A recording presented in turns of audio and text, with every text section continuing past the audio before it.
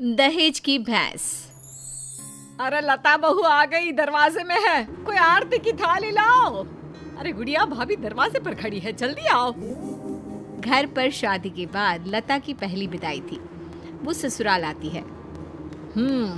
बहू की आरती करने के लिए इतनी एक्साइटेड हो रही है या फिर बहू के साथ आए सामान की है? सब जानते हैं। अरे लालची समझ रखा है क्या? अरे घर में अगर दो सामान आ भी जाता है तो तुम्हें क्यों खुजली हो रही है? अरे कहाँ हो सब? मेरी बहू आ गई। सास थाली लेकर दरवाजे पर जाती है, जहाँ सामने एक भैंस खड़ी होती है।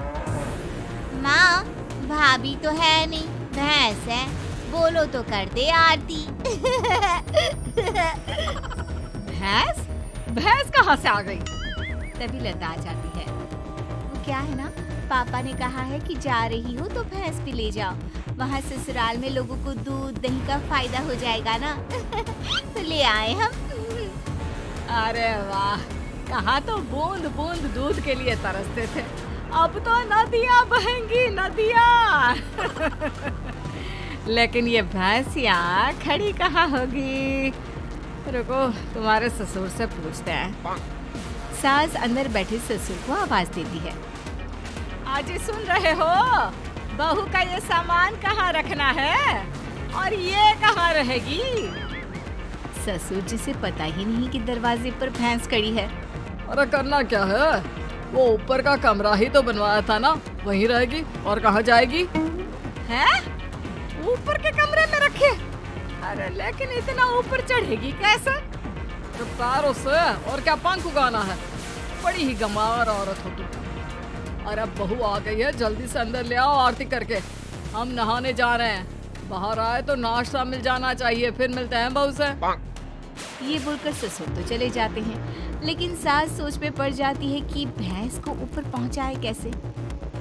खैर, काफी मशक्कत के बाद भैंस को छत पर चढ़ा दिया जाता है।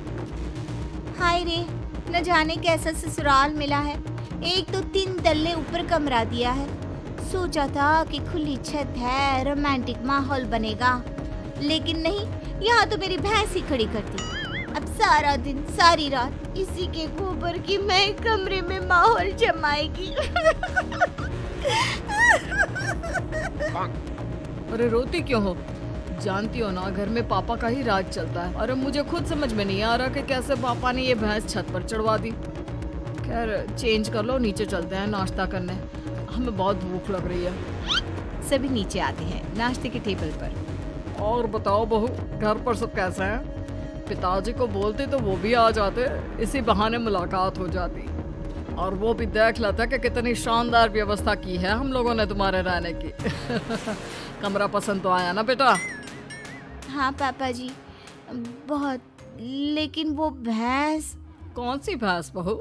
वैसे भैंस से याद आया, तुम लोगों के मायके में तो भैंस ही भैंस है, तो कम से कम तुमने भैंस की सेवा, दूध निकालना, भैंस को नहलाना, ये सब तो सीखा ही होगा ना? बहू ससुर के सवाल से एक्साइटेड हो जाती है। सीखा? अरे हाथ में जादू है हमारे।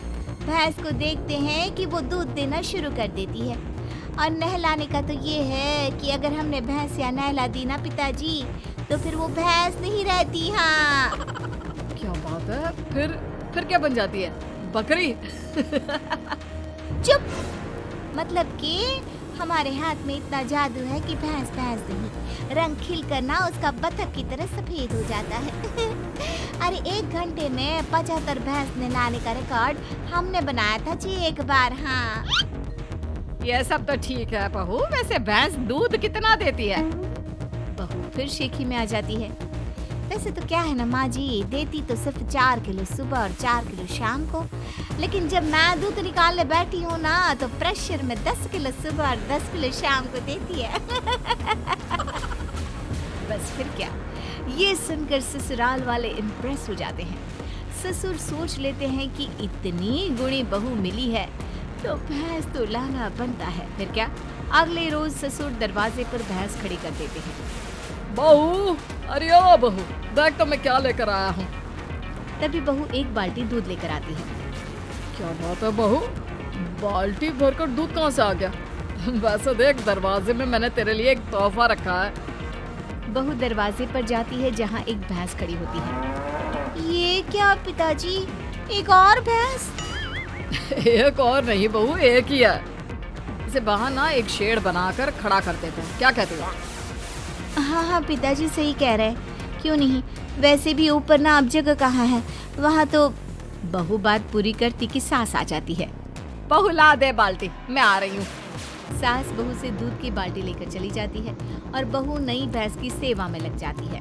अगले रोज सुबह सासू माँ, मैं ना आज ससुर जी को बोल दूंगी कि मैं ना दो भैंसों की सेवा नहीं कर सकती, तो वो एक भैंस ना बेच दे। अरे नहीं नहीं बहू, अभी नहीं। अभी तो तू जानती है कि मेरे मायके में शादी आने वाली है। दूध के भाव कितने महंगे हैं, तो कुछ महीनों के लिए दोनों भैंसें संभाल ले, फिर बात करते हैं। अब बहू सुबह शाम छत की भैंस और बाड़े की भैंस की सेवा करती, उसे नहलाती, दूध निकालती और सास को देती। सास दूध का क्या करती ये किसी को पता नहीं चलता। फिर एक रोज, अरे बहू, मैं क्या कह रही हूँ, क्यों ना मैं एक और भैंस ले लूं। वो क्या है ना, घर में दूध कम पड़ रहा है। कैसी बात कर रही है सासू माँ, घर में दूध कैसे कम पड़ सकता है? इतना दूध तो खुद ग्वाला भी इस्तेमाल नहीं करता जितना हम और आप करते हैं। ना ना ना ना सासू माँ, एक और भैंस की सेवा करना मेरे बस की बात ना है। बहू का डायरेक्ट जवाब सुनकर सास को आ जाता है गुस्सा। अरे क्या बकवास कर रही है, मैंने जो बोल दिया सो बोल दिया। नहीं तो कर मेरी सेवा। आज शाम को कमरे में आ जाना और रात भर मेरे पैर दबाना। माँ जी, गला ना दबा दूं। भैंस पालने वाली समझा है क्या? अरे कौन से घर में छत पर भैंस खड़ी होती है, सारा दिन गोबर करती है और एक जगह खड़े खड़े भैंस की पीठ भी अकड़ गई है। तभी बहू की बात ससुर के कान तक आती है। क्या छत पर भैंस? अरे कौन से बेवकूफों के घर में छत पर भैंस होती है बहू, क्या तुम भी? हम लोगों के घर पिताजी, आप ही ने तो खड़ी की है ना मेरे कमरे के बाहर भैंस। सारा दिन गोबर करती रहती है। मैं कभी छत की भैंस देखूं, कभी बाड़े की। हाँ? क्या? मैंने कब बोला? अरे जब बहू आई थी विदाई में भैंस लेकर, तब आप ही ने तो मुझसे कहा था ना। गुड गोबर, मैंने बहू को ऊपर के कमरे में ले जाने को कहा था, भैंस को नहीं। भगवान, बड़ा पागल लोग हो। जल्दी उस बेचारे मवेशी को नीचे ले आओ। सास फिर बेटी के साथ मिलकर भैंस को नीचे ले आती है।